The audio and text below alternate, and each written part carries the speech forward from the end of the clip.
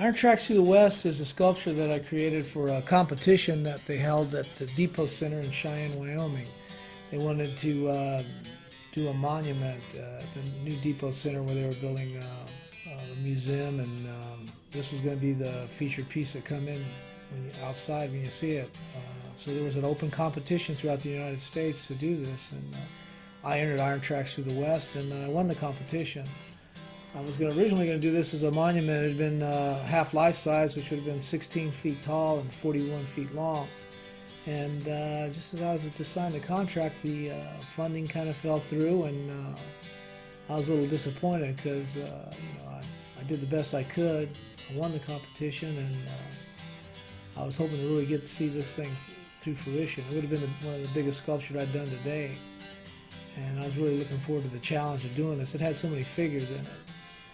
And I was so, I put so much work and effort into the clay study piece for this that I decided to go ahead and cast it into a bronze. And I'm really glad I did, because it's done real well as far as in the galleries and everything. But, it was a really hard subject to show how the Transcontinental Railroad came through Wyoming and really changed the landscape of Wyoming.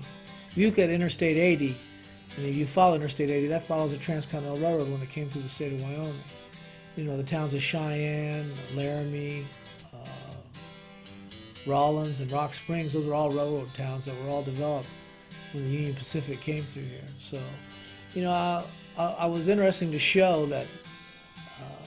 That's why I put on the other side where I had the Native Americans, were the native of the plains at the time, and the buffalo were the native animals of the land. And you can look there, they're coming out of the mountain range, which comes out of the coal car. And that's right in the Continental Divide, because it came right through on the Continental Divide. So what I'm trying to do is show that the buffalo, when they turn into as they become settled, the railroad brought settlers to the west in large droves, which settled the whole west.